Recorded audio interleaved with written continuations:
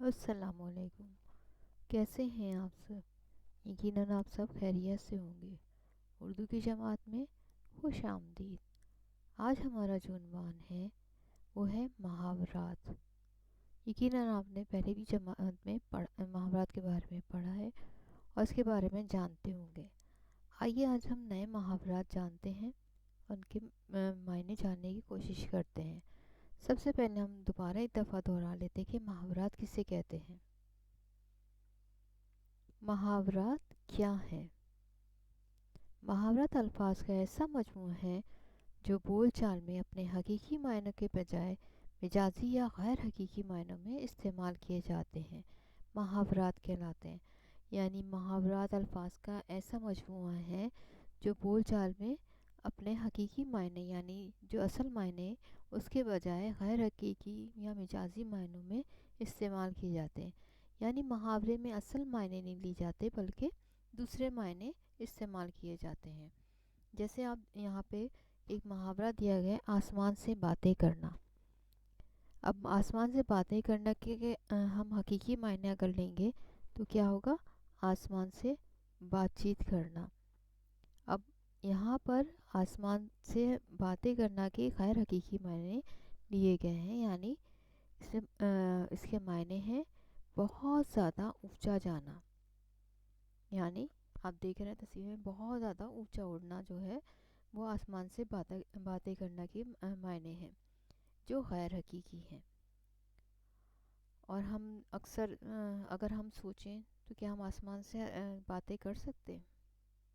نہیں کر سکتے نا۔ اگر ہم آسمان سے باتیں کریں گے تو لوگ ہمیں یقیناً سمجھیں گے کہ یہ کیسا شخص ہے کہ نا آسمان سے باتیں کر رہا ہے۔ لیکن اگر ہم اس کے غیر حقیقی معنی لیں تو اس کے معنی ہے بہت اونچا جانا یا بہت زیادہ اونچا اڑنا۔ آئیے ہم جانتے ہیں کہ محاورات اور ان کے معنی کیا ہیں۔ سب سے پہلے ایک محاورہ یہاں پہ دیا گیا ہے جس کے معنی ہم جانتے ہیں، آٹھ آٹھ آنسو رونا۔ اب یہاں پہ ایک محاورہ دیا گیا ہے، آٹھ آٹھ آنسو رونا۔ اب آٹھ آٹھ آنسو رونا، آپ کے ذہن میں کیا معنی آ رہے ہیں اس کے؟ یعنی گن گن کے آٹھ آٹھ آنسو رونا۔ اب جب ہم اس کے لفظی معنی دیکھیں گے، ہم اس کے معنی لغت کے مطابق تبدیل کرنے کی کوشش کریں گے۔ اس کا مطلب ہے گن گن کر آٹھ آنسو رونا۔ لیکن یہاں پر یہ ایک محاورہ ہے، یہاں پر اس کے محاورے کے غیر حقیقی معنی استعمال کیے گئے ہیں جس کے معنی ہیں زار و قطار رونا، یعنی بہت زیادہ رونا۔ آٹھ آٹھ آنسو رونا کے غیر حقیقی معنی کیا ہیں؟ بہت زیادہ رونا۔ اب یہاں پہ محاورہ کیا دیا گیا ہے؟ آڑے ہاتھوں لینا۔ آڑے ہاتھوں لینا کے کیا معنی ہے؟ خوب خبر لینا۔ آڑے ہاتھوں لینا یعنی خوب خبر لینا۔ اب ہم یہاں پر جانتے ہیں کہ ہم محاورات کو کس طرح ہم جملوں میں استعمال کر سکتے ہیں۔ اب یہاں پر اس کا جملہ ہے، میری دادی اماں نے غلط اردو بولنے پر مجھے آڑے ہاتھوں لیا۔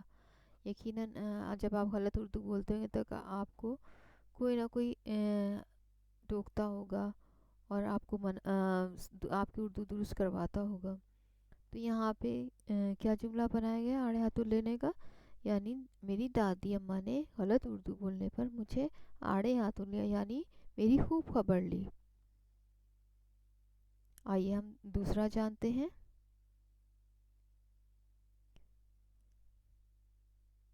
دوسرا محاورہ ہے آٹے میں نمک ہونا۔ آٹے میں نمک ہونا کے آپ اصلی معنی کیا لیں گے؟ یعنی آپ کی امی روٹی بناتی ہیں نا، اس میں نمک ڈال دیتی ہیں آٹے میں۔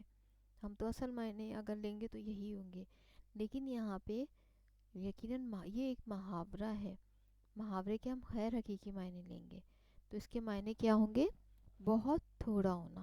آٹے میں نمک ہونا یعنی بہت تھوڑا ہونا، یعنی بہت سارا آٹا آپ کی امی لیتی ہے تو اس میں یقیناً تھوڑا سا وہ ڈالتی ہوں گی، نمک ڈالتی ہوں گی۔ تو یہی اس کے مطلب یہی لیے گئے ہیں کہ آٹے میں نمک ہونا یعنی بہت زیادہ تھوڑا ہونا۔ اب اس کا جملہ کیا ہے اور اس کو استعمال کس طرح کیا گیا ہے؟ کتب خانے میں اردو کی کتابیں آٹے میں نمک کے برابر ہیں۔ یعنی بہت تھوڑی ہیں.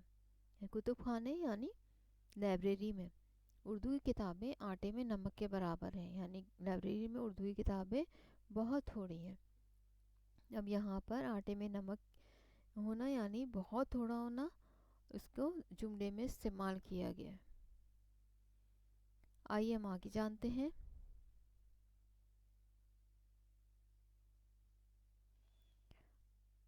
آنکھوں میں رات کاٹنا. آنکھوں میں رات کاٹنا، اب آپ اس کے حقیقی معنی کیا لیں گے؟ یہ آنکھوں میں رات کاٹ رہے ہیں، اس کے بلکہ غیر حقیقی معنی ہیں جو محاورے میں استعمال کیے جاتے ہیں. ساری رات جاگنا. آنکھوں میں رات کاٹنا یعنی ساری رات جاگنا، ساری رات جاگ کر گزارنا. اب اس کو جملے میں کس طرح استعمال کیا گیا ہے؟ جہاز کے انتظار میں نے ساری رات آنکھوں میں کاٹ دی، یعنی ساری رات جاگ کر گزاری.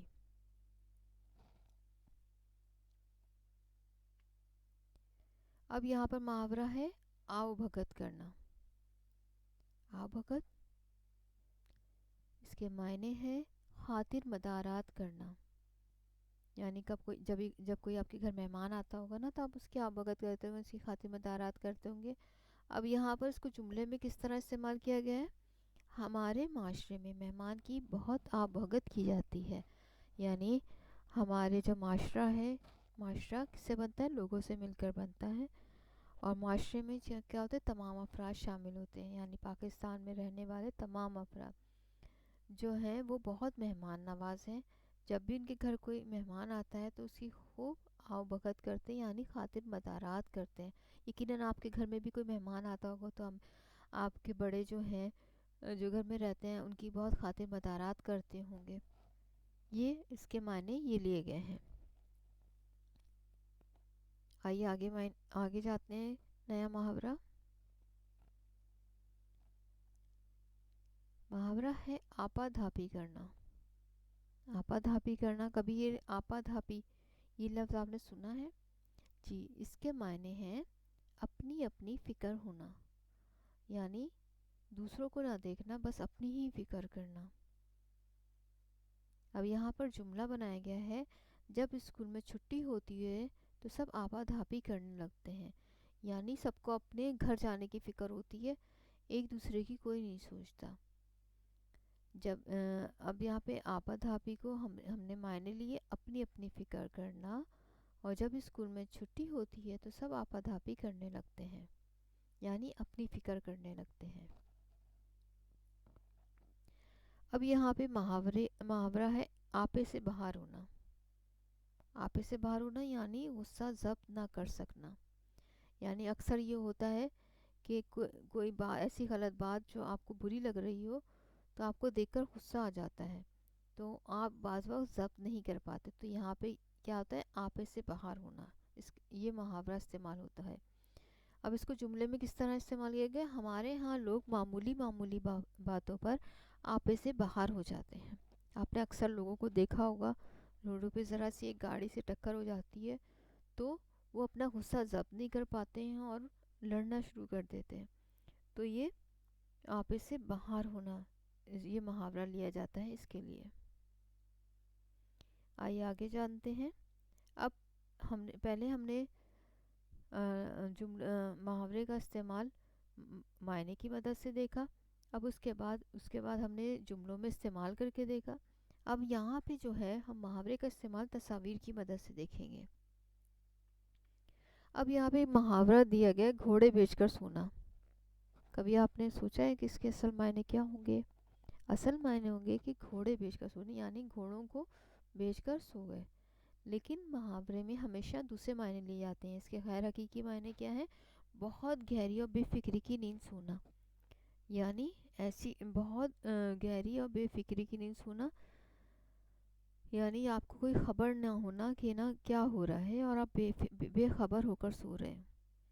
اب اس کا استعمال کیا گیا؟ چوکیدار اس طرح گھوڑے بیچ کر سویا کہ اس کو خبر ہی نہ ہوئی اور چوروں نے گھر کا صفایا کر دیا. یعنی وہ ایسی بے فکری کی نیند سویا کہ چوروں نے گھر کا صفایا کر دیا. اب دوسرا محاورہ دیکھتے ہیں. گرگٹ کی طرح رنگ بدلنا. کیا انسان کبھی گرگٹ کی طرح رنگ بدل سکتا ہے؟ نہیں نا، بلکہ یہ محاورے کے طور پر اس کے معنی لیے گئے ہیں، یعنی موقع کی مناسبت سے بدل جانا، یعنی اپنے آپ کو موقع کی مناسبت سے بدل دینا۔ اب اس کا استعمال کچھ اس طرح کیا گیا ہے: حامد جب الیکشن جیتا تو اسد نے بھی گرگٹ کی طرح رنگ بدلا اور تمام اختلافات کے باوجود اس کی ہاں میں ہاں ملانے لگا۔ یعنی پہلے تو جب الیکشن نہیں ہوتے تو پہلے وہ جب جیتا نہیں تھا تو اس کے دشمن تھے، جب وہ الیکشن جیت کر ایک اچھے عہدے پر آ گیا تو وہ اس کے ہاں دوست بن گیا اور ہاں میں ہاں ملانے لگا، یعنی اپنے آپ کو گرگٹ کی طرح بدل دیا۔ یقیناً آپ کو محاورے پڑھ کر اس کے معنی جان کر بہت اچھا لگا ہوگا، اور آپ بھی کتابوں سے کہانی کتابوں سے نئے نئے معنی تلاش کرنے کی کوشش کریں گے، اور آپ یقیناً ہر محاورے پہ ایک کہانی بھی بنا سکتے ہوں گے۔ جیسے یہاں پہ ایک محاورہ دیا گیا گرگٹ کی طرح رنگ بدلنا، اس کی مدد سے آپ ایک کہانی بھی بنا سکتے ہوں گے سوچ کر۔ کہانی تو یقیناً آپ کو لکھنی آتی ہوگی نا؟ جی ہاں، تو اب آپ اسی طرح مختلف رسالوں سے کتابوں سے محاورے جو ہے وہ تلاش کریے اور اپنی کاپی میں لکھیے، اور کوشش کریے کہ اس کی مدد سے ایک کسی محاورے پہ کہانی بھی تحریر کر سکیں۔ شکریہ۔